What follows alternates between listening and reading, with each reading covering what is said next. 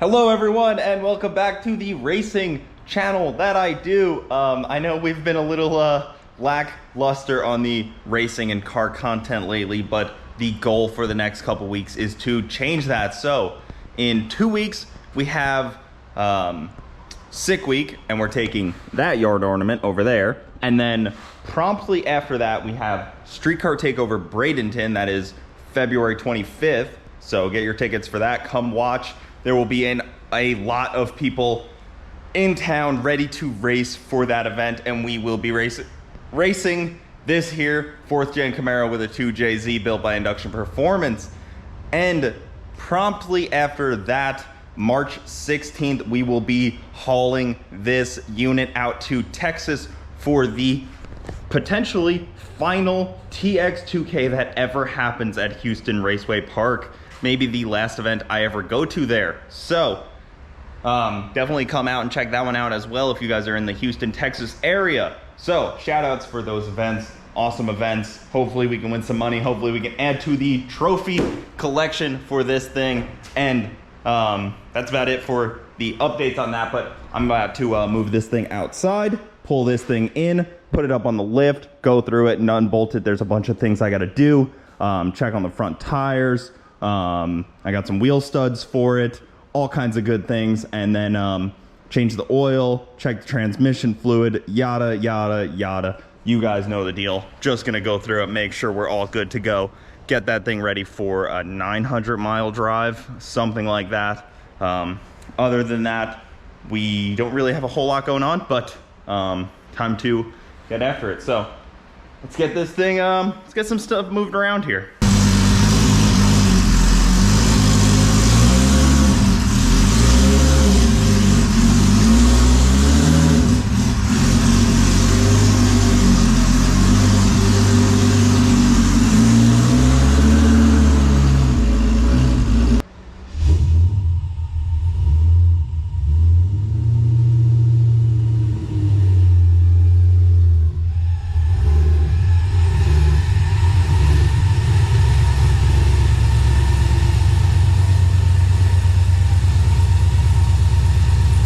Old Faithful started right up on that 93 tune. Alpha didn't even really get to tune it much, but we are pretty ready for the 1050 class, I would say. So let's get to it.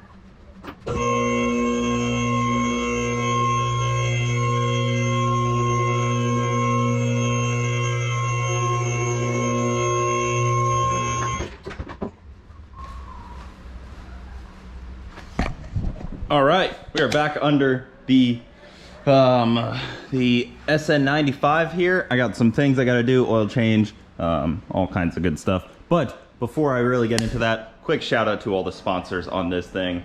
Freaking Holly, UPR, Motion, Boost District.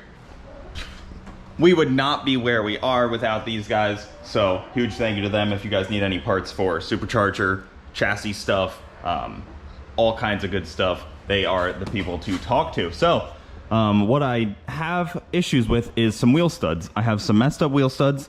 They need to come out on the backside here. I want to probably seal this up again, make sure that it's all good, check my brake system. It's a little cruddy looking, but it'll be fine. I mean, they're all brand new stuff. Look at how good this one looks compared to that one.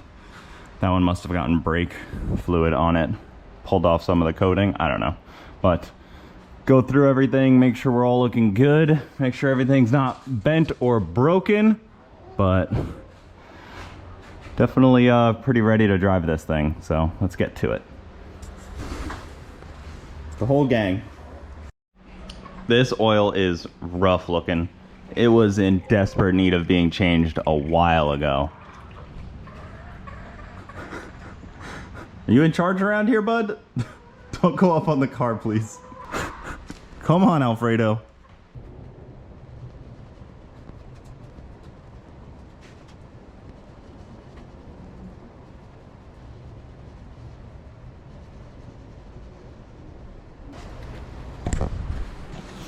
All right, let's see what this filter looks like.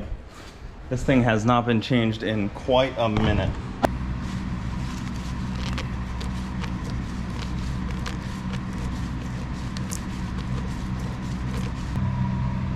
This is a junkyard motor, so the grime is to be expected. Couple flakes, but nothing too crazy. Just grime, like last time. All right, so got the axle out. Had to really beat it. Really had to beat it out of there. Hopefully the bearing is okay. The seal looks okay. I'll have to grease it up. Well, seal it up. So here are the 5 wheel studs. They are a little broken. What do you think? You agree? Yep, Pepe agrees. Some bent wheel studs. Yeah, I probably shouldn't be able to get them, you know, to get that close up top when they're not close at the bottom. So yeah, all 10 of them are bent in the back. It's either, you know, the wheel lug nuts weren't tight enough. They were definitely tight, like the wheel wasn't loose, but maybe they just need to be tighter. But I don't know. It is weird. I have this same exact studs on the Camaro, never bent one. I don't know, 1/2 inch studs bent up. So let's get to it. Okay, so fresh studs on this side. I got to do that side. It was definitely a little bit more work than I was hoping for, unfortunately. Fresh bolts on the brake caliper, so hopefully we don't have an issue. Resealed the 8/8 end link here, you know, the 9-inch ends that go on there. And then last night, these came in the mail too. Boltsandnuts.com. Look at these. Ooh, man. Super sick. So a little care package from my friends over at Bolts and Nuts. These are nice to have. Yeah, be cool to if you know your car really well, to get one of these set up for like a sick week type event. Like, oh, I know I need these nuts and bolts are common on my car. That would be cool. Then you could just bring this, but I don't truly have the need to bring one of these guys with me, but it would be a useful deal. So pretty cool. Pretty cool. But I'm going to drain the transmission now and then drop the trans pan and see what it looks like. Good idea to do. Talking to a buddy last night, and he said, hey, you should just check the filter, see if there's any debris in there. And I was like, good idea. So I'm gonna do that today. Drain it, drop the pan, and see what's going on in there. And then I'm probably gonna tack up the exhaust, like put some tacks everywhere so that it doesn't fall off like it did last year, and then make sure that everything's tight in here. So that's probably my next step here. Let's get to it. Well, that looks promising. Still bright red. Thankfully this was a clean pan. I may just pop this back in there if it's that good. It doesn't have a smell to it or anything. Like, it looks perfect. So maybe I'll buy some new one. Maybe I'll just put that back in. Honestly, like when people run like the lat fluid, if you didn't know, that it's so expensive. This isn't lat, but the lat fluid is so expensive that people will normally just save it, filter it, and then put it back in. So it's not exactly something weird. It's different than oil, you know, but it looks really good. So that's promising. Pumped, and we got about 6 quarts in there, 5 quarts in there. So pretty good. Let her all drain out.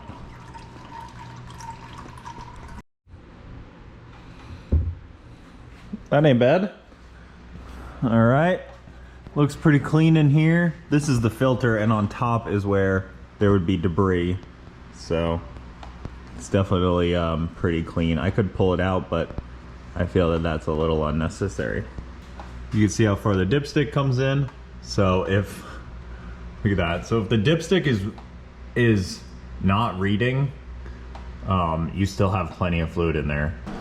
All right, well, I ain't no welder, but I put my ground right there and then put a couple tacks on either side.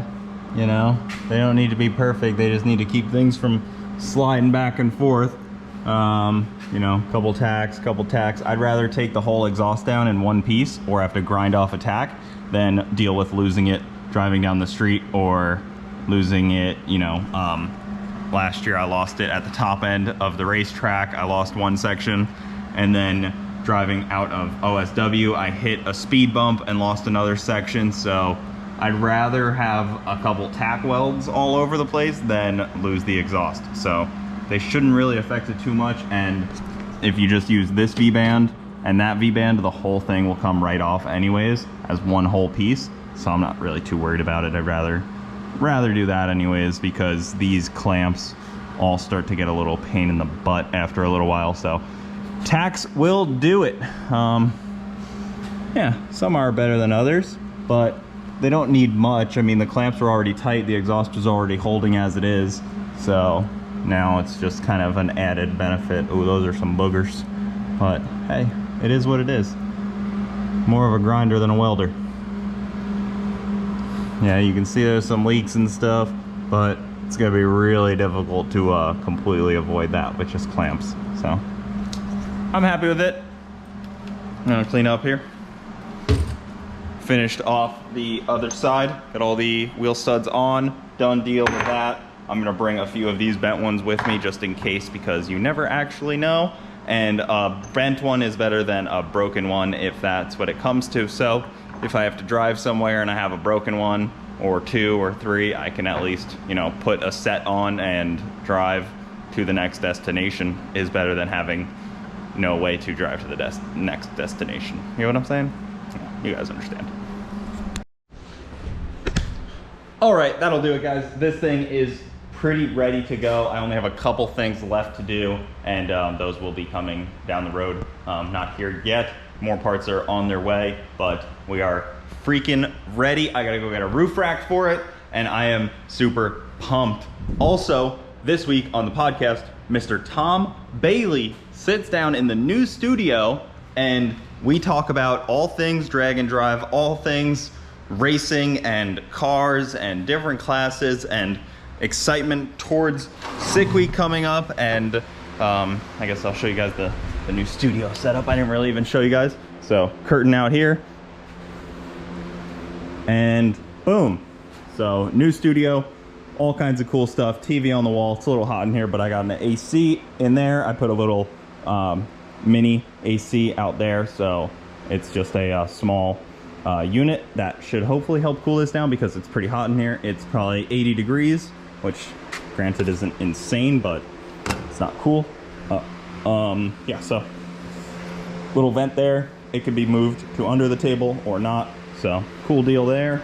And then this AC needs R22 Freon and has a leak, so it's kind of bricked at the moment, but open, and I can open this door to help cool things down a lot as well. But that's where we're at. So ready to film some more episodes. Got Tom Bailey coming on this week, so if you're not subscribed already, Bogetti Studios, and on all podcast platforms. Also, hint for the other guest that came on this week, brought me a gift, so that'll be coming up very soon as well.